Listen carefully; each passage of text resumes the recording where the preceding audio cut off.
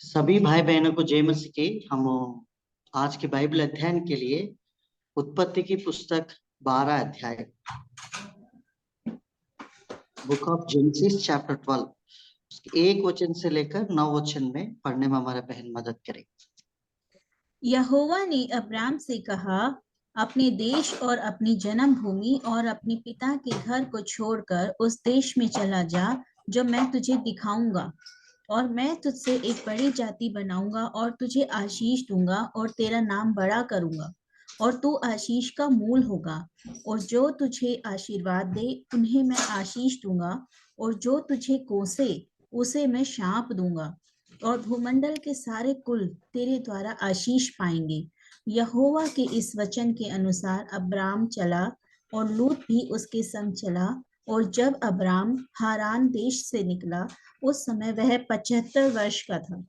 सो Abram अपनी पत्नी सारह और अपने भतीजे लूत को और जो धन उन्होंने इकट्ठा किया था और जो प्राणी उन्होंने हारान में प्राप्त किए थे, सब को लेकर कनान देश में जाने को निकल चला, और वे कनान देश में आ भी गए। उस देश के बीच से जाते हुए अब्राम शकीम में, जहाँ मोरे का बाज वृक्ष है, पहुंचा। उस समय उस देश में कनानी लोग रहते थे। तब यहोवा ने अब्राम को दर्शन देकर कहा, यह देश मैं तेरे वंश को दूंगा। और उसने वहां यहोवा के लिए, जिसने उसे दर्शन दिया था, एक वेदी बनाई। फिर वहां से कूच करके वह उस पहाड़ पर आया जो बेतेल के पूर्व की ओर है, और अपना तंबू उस स्थान में खड़ा किया जिसकी पश्चिम की ओर तो बेतेल और पूर्व की ओर एई है। और वहां भी उसने यहोवा के लिए एक वेदी बनाई और यहोवा से प्रार्थना की, और अब्राम कूच करके दक्षिण देश की ओर चला गया। इस प्रकार से और एक वचन भी पढ़ेंगे। उत्पत्ति की पुस्तक 18 अध्याय, उसके 33 वचन पढ़ेंगे। 18 चैप्टर 33। जब यहोवा इब्राहिम से बातें कर चुका, तब चला गया और इब्राहिम अपने घर को लौट गया। आइए हम प्रार्थना करेंगे। प्रेमी अनुग्रहकारी पिता परमेश्वर, आज के दिन के लिए हम धन्यवाद देते हैं, सुंदर संगति के लिए। शाम के समय में आपके सम्मुख आकर आपकी स्तुति प्रशंसा बढ़ाया करते हैं। आपके जीवित वचन के द्वारा प्रभु आप हमसे बातें करें। मैं भी निर्बल दास हूँ, मैं अपने आप कुछ नहीं कर सकता प्रभु जी। आपके जीवित वचन है प्रभु, आप स्वयं बातें करें प्रभु जी। और प्रभु जी आपकी योजना प्रभु हमारे अंदर जो आपने रखा प्रभु जी, निरंतर वो प्रभु जी आप सफल करते हुए प्रभु आप लेकर जाइए। क्योंकि प्रभु आप मनुष्य ने जो वायदा करते उस वायदा को और ना बदलते हैं। उस वायदा करके प्रभु उस वायदा को पूरा करने वाला परमेश्वर है। आपके और हम ताकते प्रभु जी, आज के जीवित वचन के द्वारा हमसे बातें करें। मैं भी निर्बल दास हूँ, मैं अपने आप कुछ नहीं कर सकता। जीवित वचन आपके वचन की वेदों को प्रभु भजन से 119 और 18 वचन के अनुसार तेरी व्यवस्था में अद्भुत बात देखने के लिए मेरी आंखों को भी खोलिए। सारी महिमा आदर आपको देते हुए प्रार्थना हमारा प्रेम उद्धार करता प्रभु यीशु मसीह के नाम से मांगते हैं, आमीन। हम उत्पत्ति की पुस्तक 12 अध्याय 1 वचन से लेकर 9 वचन तक हमने पढ़ा है। इसमें अब्राहम की जो जीवन की यात्रा की शुरुआत है। प्रभु से आज्ञा पाकर प्रभु ने जिस देश में उसको ले जाना चाहता था और उस देश को प्रभु ने लेकर गए। हम सब परमेश्वर की वचन को पढ़ते हैं, परंतु अब्राहम की जो चरित्र, जो इतिहास है, उसकी जो हिस्ट्री है, अब्राहम एक उद्धार पाए हुए परिवार, नैतिक मसीह परिवार में, और नहीं तो उसके जीवन की शुरुआत ऐसी नहीं था। और अब्राहम एक अन्य जाति में से ही प्रभु उसको चुनकर प्रभु ने एक बड़ा मकसद के लिए और उनके द्वारा बहुत सारी लोग आशीष पाने के लिए अब्राहम को प्रभु ने बुलाया। जब अब्राहम की बुलाहट की शुरुआत अगर हम बाइबल में हम देखते हैं, ये मूर्ति पूजक है। बाइबल क्या बताती है, अब्राहम के जो दिनों में उनकी जो फोर फादर्स और उनकी जो पितृ लोग हैं, और वो इसी देश में, उन देश में रहकर वो अन्य देवता से पूजा करते हुए और उसको उपासना करने वाले लोग हैं। इसके वर्णन है यहोशुआ की पुस्तक। यहोशुआ की पुस्तक से जब हम पढ़ेंगे यहोशुआ की पुस्तक 24 अध्याय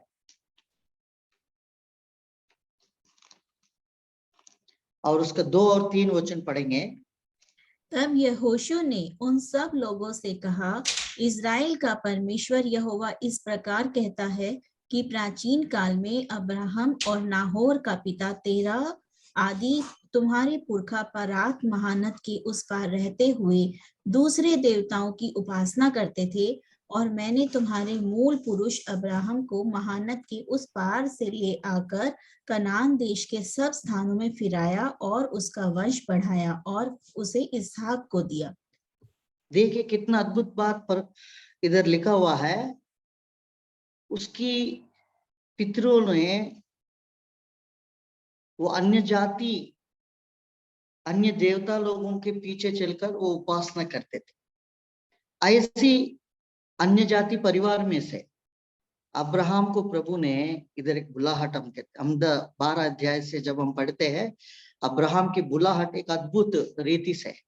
आज भी इस बुलाहट में बहुतों को प्रभु बुलाना चाहता है, परंतु जब प्रभु ने बुलाता है तो किस प्रकार से और उस बुलाहट को पहचान कर उसके सम्मुख चलना है, अब्राहम के द्वारा हम देखते हैं। और इतनी नहीं है, प्रेरितों के काम में जब हम पढ़ते हैं, प्रेरितों के काम 7 अध्याय 7 चैप्टर, स्तेफनुस भी अब्राहम के बारे में, एक उसकी बुलाहट के बारे में किस प्रकार से जब वो प्रभु अपना दर्शन उनके बीच में प्रकट किया है, उनके वर्णन करते हैं। 2 वचन से पढ़ेंगे 7 अध्याय का वर्सेस 2। उसने कहा, हे भाइयों और पितरों सुनो, हमारा पिता अब्राहम हारान में बसने से पहले जब मेसोपोटामिया में था तो तेजोमय परमेश्वर ने उसे दर्शन दिया। देखो, तेजोमय परमेश्वर उसको दर्शन दिया और इसके बाद और उससे कहा कि तू अपने देश और अपने कुटुंब से निकलकर उस देश में चला जा जिसे मैं तुझे दिखाऊंगा। और तब वह कसदियों के देश से निकलकर हारान में जा बसा और उसके पिता की मृत्यु के बाद परमेश्वर ने उसको वहां से इस देश में लाकर बसाया जिसमें अब तुम बसते हो। देखिए कितना अद्भुत है। परमेश्वर ने, तेजो में परमेश्वर अब्राहम को दर्शन देकर कहा, एक बुलाहट पाए जाने वाला व्यक्ति के पीछे प्रभु ने बार बार उसको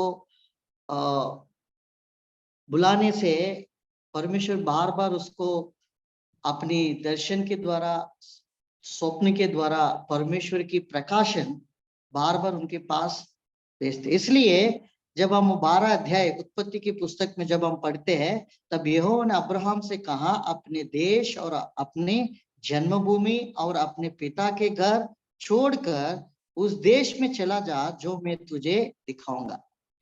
कई बार अब्राहम की जो आशीष है, कई बार हम चाहते हैं, परंतु उस आशीष हमको कैसे मिलता है। अब हम उत्पत्ति की पुस्तक 24 अध्याय का 1 वचन पढ़ेंगे। उत्पत्ति का 24 और 1 वचन पढ़िए। अब्राहम अब वृद्ध हो गया था और उसकी आयु बहुत थी और यहोवा ने सब बातों में उसको आशीष दी थी।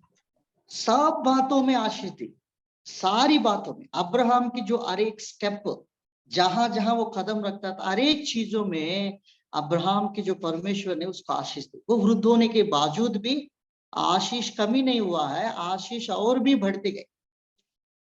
और हम भी कई बार अब्राहम के जीवन को जब हम देखते हैं तो कई बार अब्राहम के आशीष प्रॉमिस के रूप में हम भी क्लेम करते। जब जनवरी 31 में जो भी आशीष आते, मैं तुझे आशीष दूंगा, और जो तुझे आशीष देगा तो मैं भी उसको आशीष दूंगा, जो तुझे श्राप देंगे तो मैं उसको श्राप दूंगा। जिस प्रकार से जो कहते हैं उस आशीष को हम बहुत खुशी के साथ ले लेते हैं और उस आशीष को हम क्लेम करते हैं।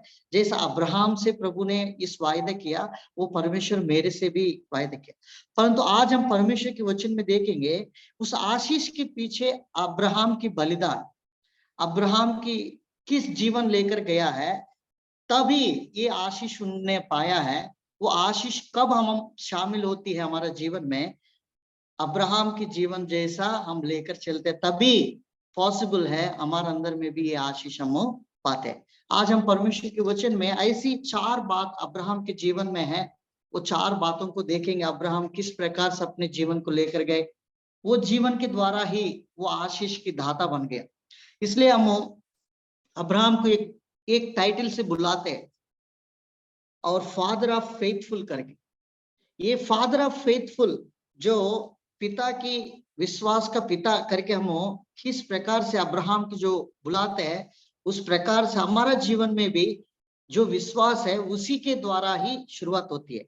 जब हम उत्पत्ति की पुस्तक अच्छा से हम अगर ध्यान से पढ़ेंगे, 11 अध्याय से लेकर 25 अध्याय तक अब्राहम की जो जीवन है, उसमें कुछ एक एक चैप्टर में अब्राहम के बारे में इस प्रकार से लिखा हुआ है। अगर हम चैप्टर वाइज में अब्राहम की जो लाइफ को हम समरी करते हैं, हम उसको ध्यान से देखते तो कुछ ऐसी बात को हम पाया जाता है।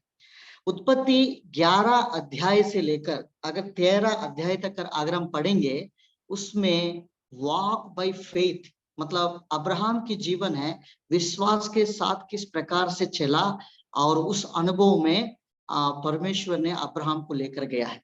इसलिए वॉक बाय फेथ 11 अध्याय से लेकर 13 अध्याय तक अगर हम पढ़ते हैं, उसमें किस प्रकार से विश्वास के साथ शुरुआत किया।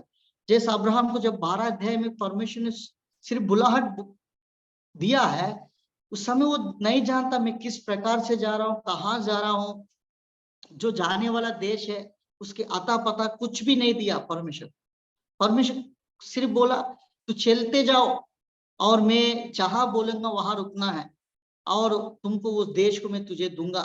विश्वास के साथ सब कुछ वो पकड़कर अपना पत्नी और लूत को पकड़ के चले गए।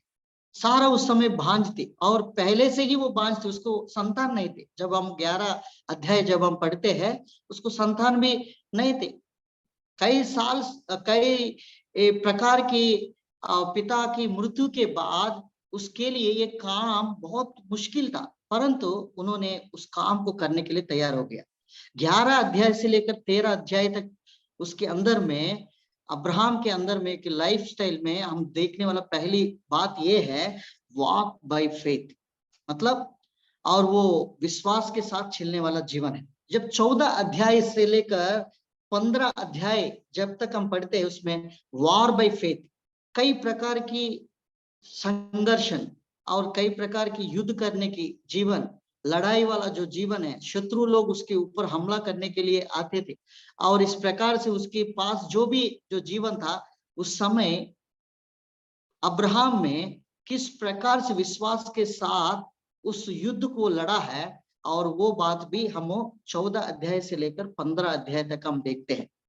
और 16 अध्याय और 17 अध्याय जब हम पढ़ते हैं, उसमें वेट बाय फेथ, एक विश्वास करने वाला परमेश्वर के पीछे चलने वाला व्यक्ति किस प्रकार की प्रतिज्ञा किया हुआ वस्तुओं को, परमेश्वर ने जो भी वायदा किया है उसको प्रतिति करने के लिए कई साल तक वो इंतजार करना पड़ा। जब अब्राहम की बुलाहट 12 अध्याय और 5 वचन में जब हम पढ़ते हैं, तो 75 वर्ष मतलब 75 ईयर्स में प्रभु ने उसको बुलाया। उसके बुलाहट को जब बुलाया था परमेश्वर, 75 साल मतलब 75 उम्र में प्रभु ने उसको बुलाया, और 25 ईयर्स मतलब 25 साल परमेश्वर के साथ साथ चलने की जो इंतजार और वेट, धीरज वाला जो जीवन है अब्राहम के अंदर हम देखते हैं। पढ़ेंगे परमेश्वर के वचन में उत्पत्ति की पुस्तक 12 अध्याय 4 और 5 वचन पढ़िए। 4 और 5 वचन। यहोवा के इस वचन के अनुसार अब्राम चला और लूत भी उसके संग चला, और जब अब्राम हारान देश से निकला उस समय वह 75 वर्ष का था। इस प्रकार अब्राम अपनी पत्नी सारा और अपने भतीजे लूत को और जो धन उन्होंने इकट्ठा किया था और जो प्राणी उन्होंने हारान में प्राप्त किए थे, सबको लेकर कनान देश में जाने को निकल चला और वे कनान देश में आ गए। देखिए, इधर परमेश्वर कुछ 75 वर्ष में और अब्राहम की बुलाहट शुरुआत हुई है और 25 साल प्रभु में किस प्रकार से वो वेट किया है और इंतजार वाला जो जीवन है, और हम इस अध्याय में से देखते हैं। जब हम 18 अध्याय और 19 अध्याय अगर हम पढ़ते हैं, और इसमें भी परमेश्वर के वर्क बाय फेथ,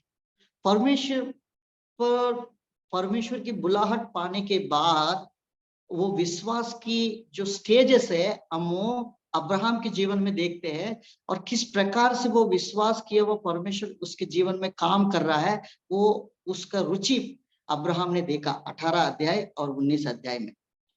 जब हम परमेश्वर के पास हम जाते हैं, हम केवल विश्वास करके हम बोलते हैं, परंतु वो विश्वास की जो कैटेगरी है, क्या आपके विश्वास वॉक मतलब चलने वाला विश्वास है? दूसरा, आपके विश्वास आपके जो कई प्रकार की संकट और परेशानी में आपके साथ आपके विश्वास किस प्रकार से और शत्रु से भी और बढ़कर वो काम वो विश्वास कर रहा है कि नहीं, वो भी हम देखना। तीसरा बात हमने देखा, आपके विश्वास प्रतिज्ञा की हुआ चीजों को पाने के लिए अपेक्षा करते कि नहीं, वो भी हम अब्राहम के जीवन में देखा। चौथा बात हमने देखा वर्क बाय फेथ। 18 अध्याय और 19 अध्याय में उसकी विश्वास देखिए किस प्रकार से है, और वो परमेश्वर से प्रार्थना भी करता है और वो विश्वास के कारण ही और वो काम करने वाला विश्वास जैसा देखते। हम बाद में वो उत्पत्ति की पुस्तक 20 अध्याय से लेकर 25 अध्याय जब हम पढ़ते हैं, वर्शिप बाय फेथ, सच्चा परमेश्वर की और आराधक मतलब एक वर्शिपर ऐसा बन गया है और परमेश्वर के प्रति ऐसी आराधिक है, ऐसा वर्शिपर है, और उसके जीवन के द्वारा परमेश्वर को ही आराधना करके और वो अपने जीवन को अंतिम क्षण तक परमेश्वर की उपस्थिति को नहीं छोड़ा है। आज हमारा जीवन में भी अब्राहम की जैसा आशीष तो पाते हैं, परंतु हमारी आशीष के पीछे, अब्राहम के आशीष के पीछे ऐसी क्या काम किया है, वो भी हमारे जीवन में जानना बहुत जरूरी है। आज हम परमेश्वर के वचन में 3-4 बातों को देखेंगे, अब्राहम की विश्वास किस प्रकार से काम करते थे। सबसे पहला, अब्राहम की जो जीवन में लाइफस्टाइल में पाए जाने वाला पहला गुण है और एक ओबीडियंस लाइफ है, आज्ञाकारिता जीवन है। देखिए परमेश्वर के वचन में हम पढ़ेंगे उत्पत्ति की पुस्तक 12 अध्याय 1 और 2 वचन में प्रभु ने उसको कमेंट दिया और उस कमेंट को वो आज्ञाकारिता में बदल दिया। 1 और 2 वचन पढ़ेंगे। यहोवा ने अब्राम से कहा, अपने देश और अपनी जन्मभूमि और अपने पिता के घर को छोड़कर उस देश में चला जा जो मैं तुझे दिखाऊंगा, और मैं तुझसे एक बड़ी जाति बनाऊंगा और तुझे आशीष दूंगा और तेरा नाम बड़ा करूंगा और तू आशीष का मूल होगा। आशीष की मूल होगा। तब क्या क्या हुआ है, बाद में पढ़िए और नीचे वचन। और जो तुझे आशीर्वाद दे उन्हें मैं आशीष दूंगा, और जो तुझे कोसे उसे मैं शाप दूंगा, और भूमंडल के सारे कुल तेरे द्वारा आशीष पाएंगे। अब्राहम ने जो कुछ बोला गया उस बातों को वो पाकर वो चल पड़ा। एक बात जब हम इसमें अध्याय में हम पढ़ते हैं, जैसा परमेश्वर उनको बोला और उस काम को करने के लिए वो चल पड़ा है। देखिए, और एक आज्ञाकारिता की जीवन मतलब जो व्यक्ति आज्ञाकारिता जीवन में रहता है उसी के अंदर आशीष है। इसलिए व्यवस्था विवरण 28 अध्याय और 1 और 2 वचन पढ़िए। व्यवस्था विवरण 28 चैप्टर 1 और 2 वचन। यदि तू अपने परमेश्वर की सब आज्ञाएं जो मैं आज तुझे सुनाता हूँ चौकसी से पूरी करने का चित्त लगाकर उसको सुने, तो वह तुझे पृथ्वी की सब जातियों में श्रेष्ठ करेगा। फिर अपने परमेश्वर यहोवा की सुनने के कारण ये सब आशीर्वाद तुझ पर पूरे होंगे। देखिए, परमेश्वर दिया हुआ आज्ञा को मानने के द्वारा कितना प्रकार आशीष है। अब्राहम ने ये आशीष इसलिए पाया है, जो कुछ परमेश्वर ने उसको कहा है वो काम वो किया है। आज क्या हम अपने परिवार को छोड़ने की क्या तैयारी हम हैं? देखिए, इधर कंट्री को छोड़ने के लिए बोला, एंड यूर रिलेटिव्स, आपके बंधु मित्रों को छोड़ने के लिए प्रभु ने कहा। यूर फोर फादर हाउस, रिश्तेदारों की घर परिवार है, उसको भी छोड़ने के लिए प्रभु ने कहा। जो भूमि में दिखाऊंगा उसको चलने के लिए अब्राहम ने किन किन बातों को छोड़ना पड़ा है।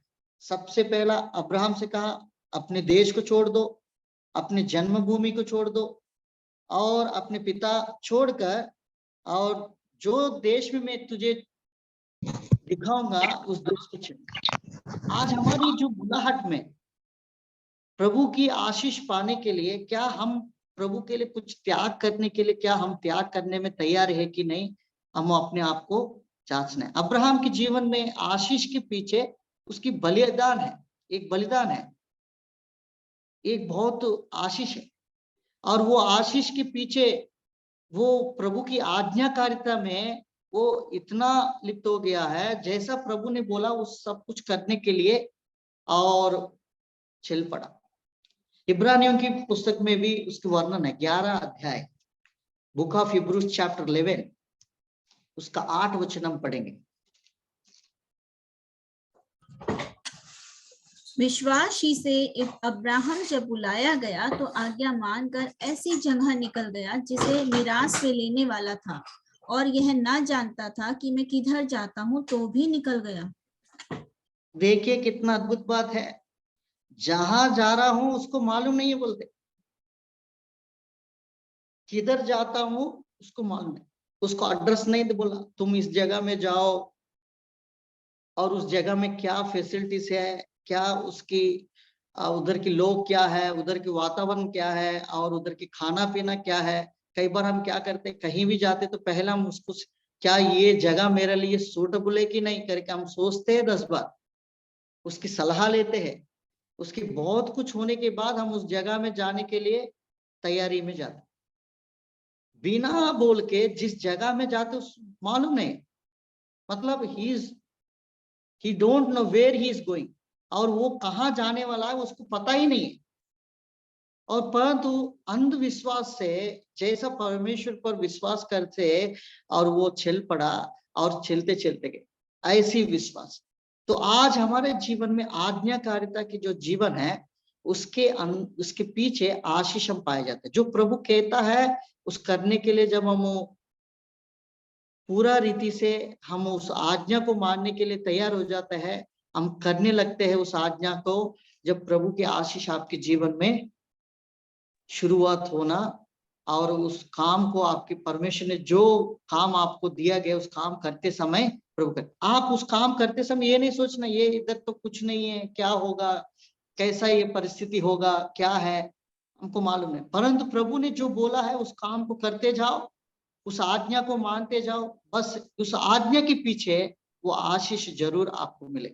अब्राहम इसलिए आशीष पाया है, उस आशीष में प्रभु ने शामिल इसलिए किया है, जहां भी प्रभु उसको आज्ञा मानते गए। आज्ञा मानते समय आपको ये भी दिखाई पड़ेगा, नुकसान भी होगा, फिर भी प्रभु कहता है और मैं तेरे साथ भी रहूं। जब उस आज्ञा मानते हुए सारा को लेकर गए, अपने लूत को लेकर गए, थोड़ा समय, थोड़ा जर्नी हो गई, प्रभु ने उसको आशीष देना शुरुआत किया, वो सारी आशीष लूत छीन के चले गए।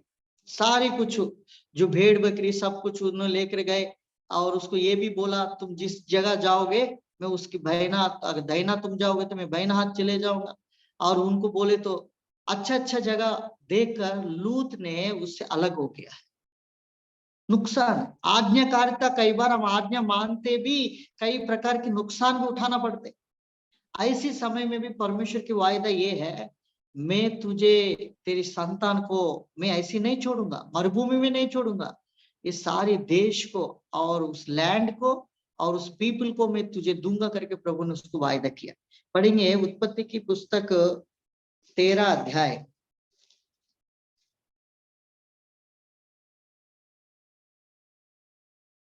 14 से पढ़ेंगे। जब लूत अब्राम से अलग हो गया, तब उसके पश्चात यहोवा ने अब्राम से कहा, आंख उठाकर जिस स्थान पर तू है वहां से उत्तर, दक्षिण, पूर्व, पश्चिम चारों ओर दृष्टि कर, क्योंकि जितनी भूमि तुझे दिखाई देती है उस सब को मैं तुझे और तेरे वंश को युग युग के लिए दूंगा, और मैं तेरे दूंगा। और इसके बाद, और मैं तेरे वंश को पृथ्वी की धूल के किनकों के समान बहुत करूंगा, यहाँ तक कि जो कोई पृथ्वी की धूल के किनकों को गिन सकेगा वही तेरे वंश भी गिन सकेगा। उठ, इस देश की लंबाई और चौड़ाई में चल फिर, क्योंकि मैं उसे तुझी को दूंगा।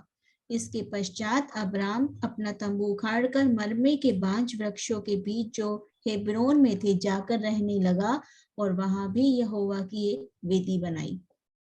सबसे पहला जो जीवन है अब्राहम के जीवन, एक आज्ञाकारिता के जीवन। आज्ञाकारिता में आशीष है, इसलिए जो भी आज्ञाकारिता के साथ प्रभु की सुने हुए वचन पर, प्रभु की करने में जो वचन पर हम विश्वास करते हैं, प्रभु जो बोलता है उस काम को हम करने लगते हैं तो उसमें आशीष मिलती है। जो प्रभु हम बोलते हैं हम उस काम को नहीं करते हैं और उसके द्वारा हम नुकसान भी उठाते हैं। अब्राहम के जीवन इसलिए आशीष हुआ, लूत भी उसको बीच रास्ता में छोड़कर चले गए, धोखा देकर चले गए। किस प्रकार से, और लूत ये नहीं सोचा जिसने मेरे को आधार मानकर उनके साथ रहने के लिए मेरे को बुलाया है, और उस चाचा बोल सकते हैं अब्राहम, और उसी को उन्होंने बीच में छोड़कर चले गए। परंतु अब्राहम जो परमेश्वर है उसको छोड़ा नहीं, कहता है मैं युग युग तक तेरी संतान को मैं दूंगा। और शायद लूत की इस आधार पर वो अब्राहम लेकर आया होगा, मेरा तो कोई संतान नहीं है, मेरा बेटा यही होगा, परंतु उन्हें बीच में भी छोड़ के चले। परंतु प्रभु कहता है तुमने जो सोचा है उससे बढ़कर मैं तेरी वंश को ही मैं इस लैंड भी दूंगा और पीपुल भी दूंगा। बोला प्रजा को, लैंड को, और युगान युग तक, और उसको लंबाई और चौड़ाई गिनती कर। आज हम देखते हैं अब्राहम की आशीष है, और हाजिरा के द्वारा उत्पन्न हुआ उनको भी आशीष मिला है। 10 अरब कंट्रीज हम देखते हैं इजराइल के चारों तरफ। 3 मूल लोगों को अब्राहम मेरा पिता कहलाता है। यहूदी लोग कहता है इजराइल लोग ये हम मेरा पिता है अब्राहम। मसीह के लोग, आत्मिक जो प्रभु की लोग हैं वो भी अब्राहम मेरा पिता है करके हम कहलाते। और अरब जो मुस्लिम्स लोग हैं वो भी कहते अब्राहम मेरा पिता है करके कहलाते। ये इतना प्रकार की आशीष है, वो सारी आशीष प्रभु उन लोगों को दिया है जो प्रभु की आज्ञाकारिता मानते हैं, उनको प्रभु इस आशीष में प्रभु ने शामिल किया। तो आज हम परमेश्वर के वचन में आज्ञाकारिता की जो जीवन है उसी के अंदर ये आशीष हम पाए जाते हैं। इसलिए आज्ञा मानने से ही परमेश्वर खुश रहता है। जो आज्ञा को नहीं मानते, परमेश्वर ने जो बोला है उसको वो एक्सेप्ट नहीं करते हैं, उसके अनुसार नहीं चलते, वो आशीष में हम शामिल नहीं होते। सबसे पहला अब्राहम के जीवन में आज्ञाकारिता के जीवन हमने 12 अध्याय में देखा। जैसा परमेश्वर ने उसको कहा है वो चल पड़ा। देखिए उस 3 वचन पढ़िए बहन एक बार, 12 का 3 वचन। जो तुझे आशीर्वाद दे उन्हें मैं आशीष दूंगा, और जो तुझे कोसे उसे मैं शाप दूंगा, और भूमंडल के सारे कुल तेरे द्वारा आशीष पाएंगे। 4 वचन और नीचे। यहोवा के इस वचन के अनुसार अब्राम चला और लूत भी उसके। बस अब्राहम चला, मतलब इसमें एक्शन है, फेथ की वर्किंग हम देख रहा है। किस प्रकार से अब्राहम के लाइफस्टाइल में हमने 4 बातों को देखा, और उसमें 11 अध्याय से लेकर 13 अध्याय तक वॉक बाय फेथ, विश्वास के साथ चलने वाला जीवन हम देखते हैं। तो आज्ञाकारिता में हमको आशीष है। दूसरा बात हम देखते हैं, दूसरा बात है जब हम 12 अध्याय जब 7 वचन, अब्राहम तो चला है, आज्ञा मान के गया है, उसके जीवन में एक ऐसी एक हैबिट है और एक आदत है, और ये जो आदत है जहां भी वो जाता था वहां परमेश्वर के लिए एक वेदी बनाता था। मतलब एक ऑल्टर जीवन, मतलब एक वेदी रखने वाला जो जीवन है उसमें आशीष उमड़ती है। जहां वेदी के जीवन नहीं है उधर प्रभु के लिए बलिदान, प्रभु के लिए ये वेदी किसके लिए, प्रभु के लिए बलि चढ़ाने के लिए उन दिनों में यूज करते थे। इजराइल प्रजा लोग भी 5 प्रकार की बलिदान उस वेदी में चढ़ाते। ये वेदी की जो जीवन है ये प्रभु के लिए एक आराधना और एक प्रभु के लिए एक सैक्रिफाइस जो जीवन है, ये जो जीवन को दर्शाती है। जहां भी वो रहता था वहां वहां ये वेदी की जीवन लेकर चलता था। आज हमारे जीवन में वेदी की कमी है। हमारा खुद की जगह में जो परिवार में हम रहते उस वेदी में हम नहीं कई थोड़ा समय प्रभु के लिए उस वेदी के पास बैठने की जो समय है हम भी प्रभु के लिए देने से उसमें आशीष हमको मिलती है। देखिए उस परमेश्वर के वचन में 7 वचन पढ़ेंगे बहन, एक बार 7 वचन पढ़िए, 12 का 7 वचन। तब यहोवा ने अब्राम को दर्शन देकर कहा, यह देश मैं तेरे वंश को दूंगा। और उसने वहां यहोवा के लिए जिसने उसे दर्शन दिया था एक वेदी बनाई। एक वेदी बना, एक वेदी ऑल्टर। जो ऑल्टर का जो जीवन है, जो वेदी की जो जीवन है वो परमेश्वर की, इसलिए लेवी व्यवस्था की पुस्तक में लेविटिकस में लिखा है तेरी वेदी में कभी आग ना बुझने पाए। मतलब निरंतर परमेश्वर के लिए वो वेदी जलना चाहिए। वो वेदी में परमेश्वर के लिए जो होम बलिदान उससे वो स्तुति रूप की जो याचना हमेशा चढ़ाता जाना। इसलिए इब्रानियों की पत्री में देखिए, इब्रानियों की पत्री 13 अध्याय में भी लिखा है हमारे वेदी के अंदर है ना हमेशा स्तुति प्रेजिंग वाला जो जीवन है हमेशा होना है। प्रभु जितना भी काम करते हैं उसमें हम एक वेदी की जीवन लेकर चलते हो तभी पॉसिबल हमारे जीवन में ये आशीष होते। कई लोगों के जीवन ये वेदी की जीवन ना होने के कारण और उसके अंदर आशीष नहीं मिल पाती। हाँ, 13 अध्याय 15 वचन पढ़ेंगे। इसलिए हम उसके द्वारा स्तुति रूपी बलिदान अर्थात उन होठों का फल जो उसके नाम का अंगीकार करते हैं परमेश्वर के लिए सर्वदा चढ़ाया करें। हाँ, चढ़ाया। उस वेदी में अन्य अलग अलग प्रकार की विषय में उस वेदी में क्या क्या बलिदान देना है, उस बलिदान में क्या क्या चढ़ाना है उसकी विवरण है, जब वर्णन है। जब हम निर्गमन की पुस्तक से मूसा को व्यवस्था दिया गया इजराइल प्रजा को अगर जो भी पाप करते हैं, समाधान की बलि है, पाप की बलि है, जो भी बलि उसमें क्या क्या देना है उसको पता है। वैसा हम एक विश्वासी के लिए ये जो वेदी है वो वेदी परमेश्वर के लिए निरंतर स्तुति रूप की बलिदान चढ़ाने में निरंतर तैयार रहना है। इसलिए हमारे लिए एक ऐसी वेदी परमेश्वर ने तैयार करके रखे, निरंतर हम उस वेदी के सम्मुख रखे। इसलिए 13 अध्याय के 10 वचन पढ़िए, 10 वचन पढ़िए। 13 का 10। तब लूत ने आंख उठाकर, नहीं बहन, इब्रानियों की पत्री 13 का 10। 15 वचन हमने अभी पढ़ा है और उसके 10 वचन भी पढ़ेंगे। हमारी एक ऐसी वेदी है जिस पर से खाने का अधिकार उन लोगों को नहीं जो तंबू की सेवा करते हैं। देखो, हमारे लिए ऐसी वेदी है, उस वेदी में निरंतर परमेश्वर को चढ़ाया जाता है। वेदी से कुछ लेने की नहीं, वेदी से कुछ देने का है। इसलिए सर्वदा उस वेदी पर है वो चढ़ाया जाता है। उस वेदी के जीवन, अब्राहम के जीवन में एक जहां जहां वो गया है वहां वहां उसके अंदर एक वेदी की जीवन। जब कुछ वचनों को दिखाना चाहता हूं, अब्राहम की लाइफ में लगभग परमेश्वर के साथ 25 ईयर्स वो जर्नी किया और 75 साल में प्रभु की बुलाहट उन्होंने पाया। इस 25 वर्ष में और किस प्रकार के जीवन वो लेकर गया है, जहां जहां वो जाता था वहां वहां वो एक ऑल्टर वाला जीवन है, एक वेदी की जीवन है। 7 वचन हमने पढ़ा है और 8वां भी पढ़ेंगे, 8वां भी पढ़ेंगे। 12 अध्याय उत्पत्ति की पुस्तक 12 का 7 में एक वेदी बनाया और 8वां वचन में भी एक वेदी बनाता है। हाँ, पढ़िए।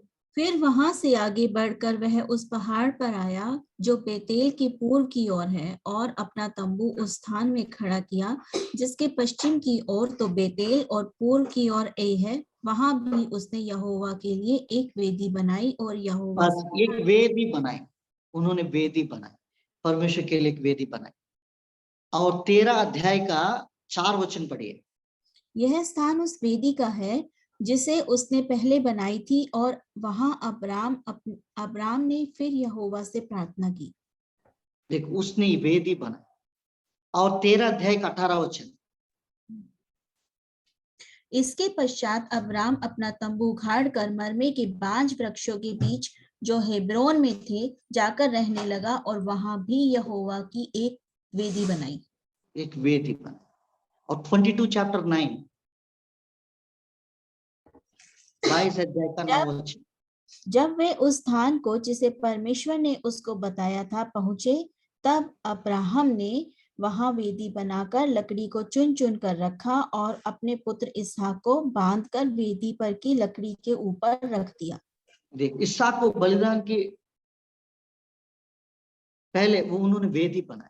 मतलब वेदी की जीवन, वेदी जहां जहां वेदी है, परमेश्वर की एक थैंक्स गिविंग, परमेश्वर की एक स्तुति रूप की जो बलिदान के लिए निरंतर अब्राहम के जीवन में, उस लाइफ में हम दूसरा बात देखते हैं, एक वेदी की जीवन लेकर के आज हमारा जीवन में आशीष तभी पाते हैं। एक आज्ञाकारिता जीवन, पहली बात।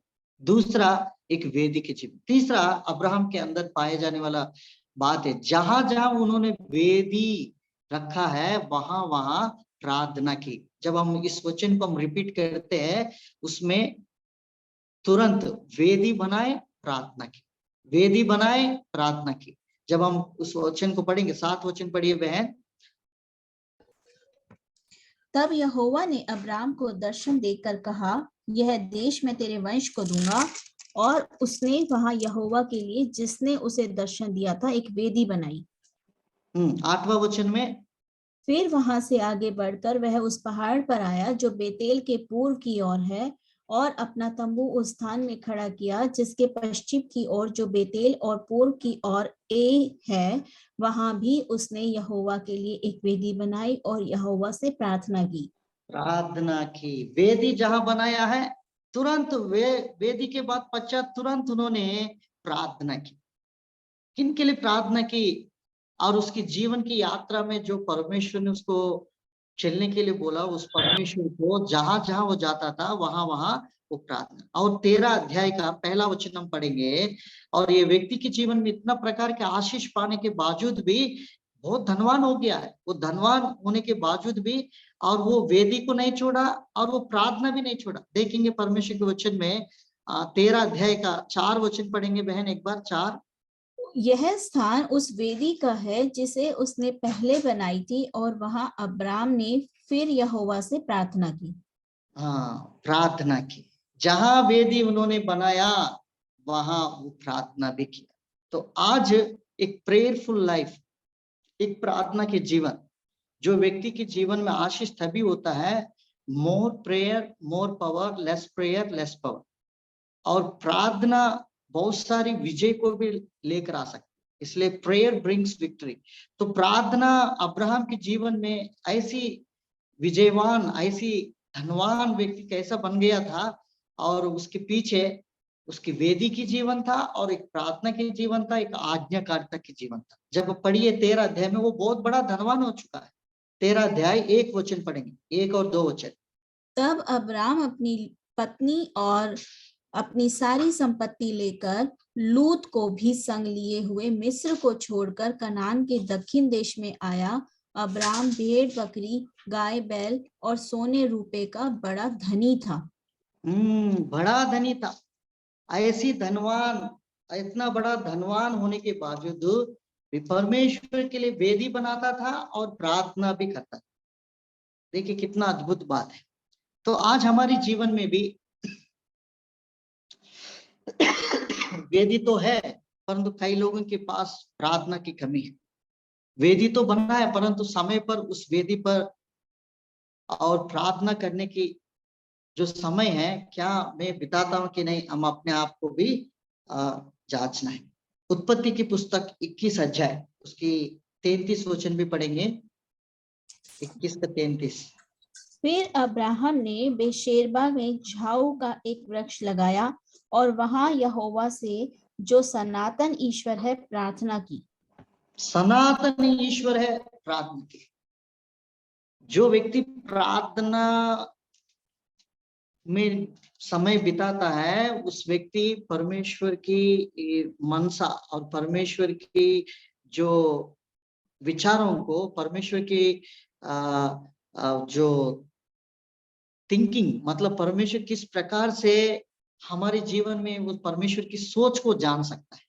कहने का मतलब है परमेश्वर की जो सोच किस प्रकार से है उसके प्रति जो व्यक्ति प्रार्थना करते वो परमेश्वर उस करने वाला कामों के प्रति भी परमेश्वर ने ना उस बातों को भी बता सकते। इसलिए हम उत्पत्ति की पुस्तक 18 अध्याय में लूत के बारे में जब हम पढ़ते हैं, इतना लंबा प्रार्थना, एक धर्मी व्यक्ति की प्रार्थना हम देखते हैं। अब्राहम की जो प्रार्थना है, जब इन्होंने वेदी की जीवन के साथ साथ प्रार्थना करता था, वही जब लूत उस परिवार के साथ उस सोदोमा गुमारा में मरने वाला था, उस आग से प्रभु ने उस देश को नाश करने वाला था।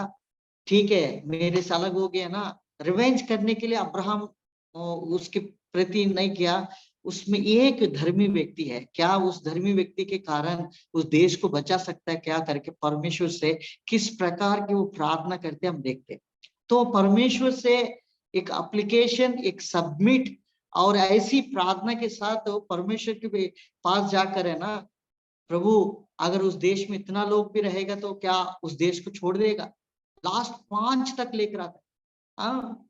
कितना अद्भुत रीति से वो प्रार्थना की जीवन। जब हम प्रार्थना करते हैं परमेश्वर की मनसा और परमेश्वर की और इच्छा को और हम जानकर परमेश्वर के प्रति हम जाते तो हमारी प्रार्थना भी प्रभु सुनने के लिए तैयार। क्या हम भी अपने जीवन में प्रभु के लिए कुछ समय निकाल कर हम प्रार्थना करते हैं? क्या उस समय और हम उस प्रार्थना के द्वारा परमेश्वर की जो करने वाला जो बातें हैं, जो करने वाला जो काम है, स्वयं प्रभु हमारे ऊपर प्रकट करते हैं। इसलिए अब्राहम के जब सोदोमा गुमोरा नाश होने के पहले और उस बातों को अब्राहम को बोल दिया है, प्रभु कहता है क्या मैं ऐसी बातों को जो परमेश्वर की मनसा है ना, परमेश्वर की विचार, परमेश्वर की जो काम है ना, अपने लोगों को प्रकट करते हैं। हाँ, उसके बिना प्रभु कुछ भी नहीं करेगा। 18 अध्याय 17 वचन पढ़िए, 16 और 17 वचन। उत्पत्ति की पुस्तक 18 अध्याय 16 और 17 वचन। हाँ, फिर वे पुरुष वहां से चले और सदोम की ओर दृष्टि की, और अब्राहम उन्हें विदा करने के लिए उनके संग संग चला। तब यहोवा ने कहा, यह जो मैं करता हूँ उसे क्या अब्राहम से छिपा रखूं? इसलिए प्रार्थना जीवन बिताने वाला व्यक्तियों को परमेश्वर मिस्ट्री को प्रार्थना के द्वारा प्रभु अपने भेदों को खोलता है। It is very important. हमारे जीवन में जो प्रार्थना में समय बिताता है उसको अंदर एक रेवलेशन प्रभु प्रकाशन डालते हैं। किन व्यक्तियों के उस प्रकाशन होती है मालूम है? जो प्रार्थना में बिताते। इसलिए यिर्मयाह की पुस्तक 33 का 3 वचन पढ़ते, हम हमेशा ऊपर भागों को ही लेते हैं। You call to me and I will answer you. तू मुझे पुकार, मैं तुझे उत्तर दूंगा। इतना तक हम सीमित रहते हैं। और वो पुकारने वाला को किस प्रकार से प्रभु उत्तर देते हैं हम उसको पता नहीं लगाते। बड़ी बड़ी कठिन बातों को भी प्रार्थनाओं के द्वारा प्रभु है ना उन बातों को रिवील करते बोलते हैं। पढ़ेंगे 33 का 3 पढ़ेंगे। मुझसे प्रार्थना कर और मैं तेरी सुनकर तुझे बड़ी बड़ी और कठिन बातें बताऊंगा जिन्हें तू अभी नहीं समझता। तू मुझे पुकार, मैं तुझे उत्तर दूंगा। You call to me and I will answer you and I will reveal you the great things. प्रभु कहता है मैं बड़ी बड़ी बातों को भी आपके ऊपर ऐसी खोल देता। इसलिए दानियल के जीवन में भी वो बराबर प्रार्थना करता था और 21 दिन पारस के राज रोका रखा और फिर भी परमेश्वर अपने दूतों को भेजकर उस भेदों को दानियल के सम्मुख प्रभु ने खोल दिया। किस प्रकार से? प्रार्थना के जीवन। तो आज हमारे जीवन में प्रार्थना जो करते हैं उस व्यक्तियों के अंदर ऐसी आशीष प्रभु डेल के रखते हैं, वो कभी भी आपके पास छीने नहीं जाते, आपके पास कोई उसको ले नहीं सकते, और बड़े बड़े बातों को प्रभु रिवील करते, एक प्रेयर वॉरियर बना देते हैं। और इसलिए प्रार्थना करने वाला योद्धा। अब्राहम के जीवन में बहुत सारी टाइटल है, ही इज द प्रीस्ट, और he is the prayerful man, और ही इज द प्रॉफिट, और भविष्यद्वक्ता भी उनको नाम देगा। तो अब्राहम के अंदर इतना प्रकार की जीवन लेकर चलता था, इसलिए फादर ऑफ फेथफुल और विश्वास की पिता कहलाया। एक प्रार्थना जीवन वाला जीवन था, एक आज्ञाकारिता की जीवन था, एक वेदी बनाने वाला जीवन था, प्रभु के लिए आल्टर बनाते थे, प्रभु ने मुझे किया है। और ये जीवन है ना, अपने बच्चों को भी उन्होंने देख कर गया। आत्मिक व्यक्ति आत्मिक आशीष अपने बच्चों को छोड़ के चले जाते हैं। जब हम अच्छे से उत्पत्ति की पुस्तक हम पढ़ते हैं, यही जीवन इसहाक के पास भी है, यही जीवन याकूब के पास भी है। आप कुछ वचनों को दिखाना चाहता हूं। उत्पत्ति की पुस्तक 26 का 25 वचन जल्द से जल्द पढ़ेंगे, थोड़ा समय हमारे पास है। तब उसने वहां एक वेदी बनाई और यहोवा से प्रार्थना की और अपना तंबू वहीं खड़ा किया, और वहां इसहाक के दासों ने एक कुआं खोदा। 28 और 29, 28 और 29 भी पढ़ेंगे। उन्होंने कहा, हमने तो प्रत्यक्ष देखा है कि यहोवा तेरे साथ रहता है, इसलिए हमने सोचा कि तू तो यहोवा की ओर से धन्य है, अतः हमारे तेरे बीच में शपथ खाई जाए और हम तुझसे इस विषय की वाचा बंधाएं कि जैसे हमने तुझे नहीं छुआ वरन तेरे साथ केवल भलाई ही की है और तुझको कुशल क्षेम से विदा किया, उसके अनुसार तू भी हमसे कोई बुराई ना करेगा। देखिए, जहां जहां प्रभु उधर लेकर जाता था, वहां वहां उस काम को करके प्रभु के लिए ये भी एक वेदी बनाता था, प्रार्थना करता था, और वो ऐसी जीवन लेकर वो भी चल पड़ा था। तो अब्राहम के जो जीवन है इसहाक को दिया गया, इसहाक के साथ साथ और याकूब भी उस जीवन को लेकर के। उत्पत्ति की पुस्तक 33 अध्याय और 20 वचन पढ़ेंगे, 33 एंड 20। वहां उसने एक वेदी बनाकर उसका नाम एल एलोहे इज़राइल रखा। और 35 का 7 वचन भी पढ़ेंगे, 35 का 7 वचन। वहां उसने एक वेदी बनाई और उस स्थान का नाम एल बेतेल रखा, क्योंकि जब वह अपने भाई के डर से भागा जाता था तब परमेश्वर उस पर वहीं प्रकट हुआ था। तभी परमेश्वर उसको प्रकट किया। लास्ट बात हम देखते हैं अब्राहम के जीवन में, हमने 3 बातों को देखा। पहला आज्ञाकारिता की जीवन है, दूसरा हमने एक वेदी की जीवन देखा, तीसरा बात एक प्रार्थना के जीवन देखा, चौथा बात है एक तंबू का जीवन है। क्यों ना अब्राहम के अंदर बहुत सारी आशीष है, परंतु अपने जीवन उस तंबू में रहकर परमेश्वर की उस अनंत काल के राज्य के लिए वो बाट जोता था। आज हमारे पास जितना भी कुछ भी क्यों ना हो, परंतु हमारा जीवन इस संसार में हम यात्री परदेशी सोचकर हम उस परमेश्वर से हम बाट जोड़ने वाला जो जीवन है, अब्राहम से ही हमको शुरुआत होती है। इसलिए जिस प्रकार से अब्राहम को जो आशीष दिया हुआ परमेश्वर को, जैसा हम अब्राहम की जीवन लेकर चलते हैं, वो आशीष में प्रभु हमको भी शामिल कराना चाहते हैं। देखिए 12 अध्याय का लास्ट में जब हम पढ़ते हैं, वो तंबू में वास करते, तंबू में पढ़ेंगे। उत्पत्ति की पुस्तक 12 अध्याय और उसका 8 वचन पढ़ेंगे। फिर वहां से आगे बढ़कर वह उस पहाड़ पर आया जो बेतेल के पूर्व की ओर है, और अपना तंबू उस स्थान में खड़ा किया जिसके पश्चिम की ओर तो बेतेल और पूर्व की ओर ए है। वहां भी यहोवा के लिए एक वेदी बनाई और यहोवा से प्रार्थना की। देखो 3 बात है, तंबू के साथ साथ वेदी बनाता था, प्रार्थना भी करता था। जहां हमारी जो तंबू है, जिस स्थान में हम निवास करते हैं, जिस जगह में हम निवास करते हैं, अगर उस जगह में प्रभु के लिए वेदी नहीं, उस जगह के लिए प्रभु के लिए प्रार्थना नहीं, उस जगह में प्रभु का आज्ञाकारिता नहीं, वो आशीष कैसे हम पाएंगे? जिसके तंबू के पास है वो आशीष है, उस तंबू के पास प्रभु की आज्ञा मानने वाला जो जीवन है, जो इसलिए हम देखते हैं वो तंबू में वास करते।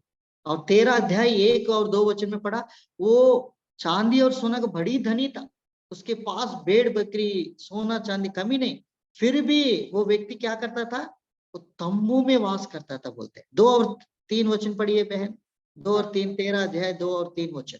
अब्राम भेड़ बकरी गाय बैल और सोने रुपए का बड़ा धनी था। फिर वह दक्षिण देश से चलकर बेतेल के पास उसी स्थान को पहुंचा जहां पहले उसने अपना तंबू खड़ा किया था, जो बेतेल और आई के बीच में है।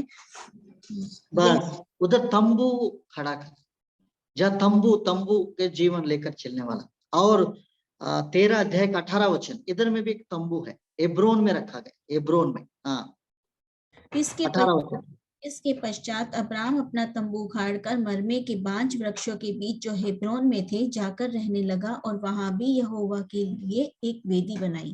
तंबू में रहते हुए परमेश्वर की वेदी बना। पहला पत्रस 2 अध्याय 11 वचन में, हम भी इस संसार में पिलग्रिम, सामने यात्री जानकर, हम स्ट्रेंजर है, दूसरा यात्री, और उस परदेशी छोड़कर हम उस राज्य के लिए हम बाट चुना है। देखिए 2 का 11 वचन पढ़िए, पहला पत्रस। हे प्रियो, मैं तुमसे विनती करता हूँ कि तुम अपने आप को परदेशी और यात्री जानकर उस सांसारिक अभिलाषाओं से जो आत्मा से युद्ध करती हैं बचे रहो।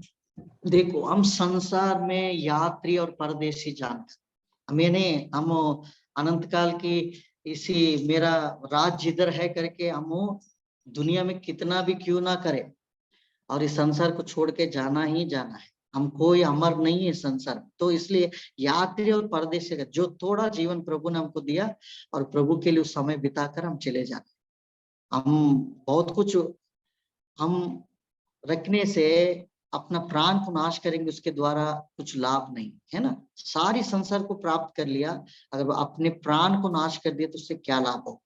तो हम इस संसार में यात्री और परदेशी जानते हैं।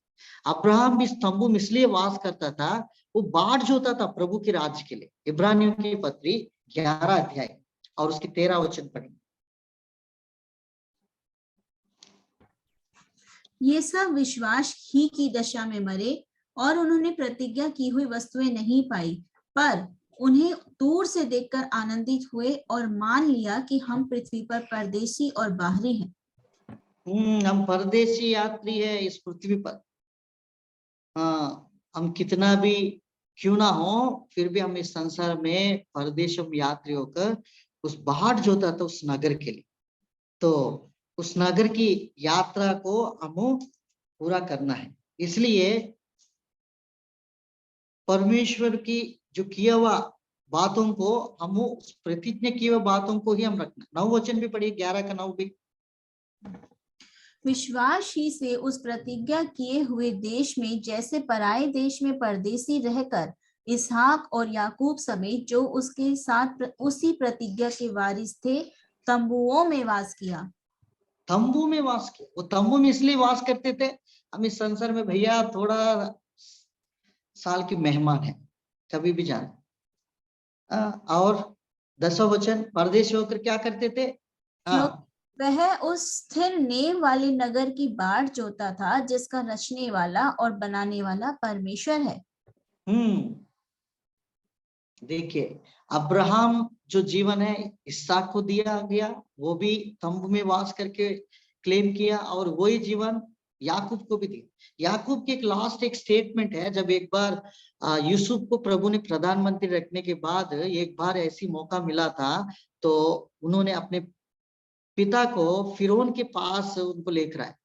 फिरौन के पास लेकर आने से फिरौन की डाउट आया, पूछा क्या याकूब इसहाक की जो यूसुफ की जो पिता याकूब को पूछने लगा, क्या तुम्हारा उम्र कितना होगा। और उन्होंने कहा, हम इस संसार में यात्री और परदेशी है, हमारी जो दिन है दुख से ही गया करके बोल कर है ना, फिरौन को वो आशीष देता है। पढ़ेंगे उत्पत्ति की पुस्तक 47 का 9 वचन पढ़ेंगे, उत्पत्ति का 47:9।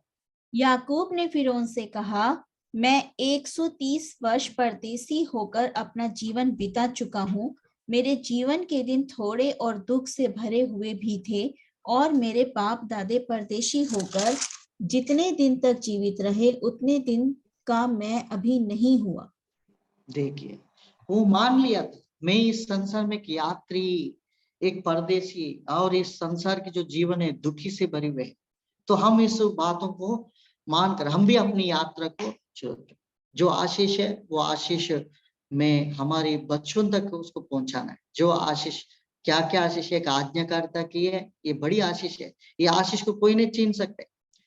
अगर बस आपके पास कुछ भी नहीं, अगर ओबीडियंस लाइफ, अब्राहम में हम 4 बातों को देखा। पहली बात, उस आशीष पाने के पीछे एक आज्ञाकारिता की जीवन है। दूसरा हमने देखा ये एक वेदी की जीवन है। तीसरा देखा प्रार्थना की जीवन है। चौथा हमने देखा एक तंबू की जीवन। ये जीवन हम प्रभु के आने तक हम बाढ़ ज्योति उस राज्य में जाने के लिए प्रभु हमको तैयार रखे। उस आशीष में हमको भी शामिल, इसलिए कहता मैं तुझे आशीष दूंगा, तू बहुतों के आशीष का कारण। कौन सा आशीष का कारण बनोगे? क्या तुम्हारे पास कुछ पैसा है वो बांटने से तो वो लोग आशीष पा लेता है? वो नहीं। ये आशीष है, अनंत काल का आशीष है। एक आज्ञाकारिता का, एक वेदी का, एक प्रार्थना का, एक तंबू का, ये आशीष बहुतों के आशीष का कारण बन सकता। आइए हम प्रार्थना में जाए। जय मसीह भाई। जय मसीह भाई।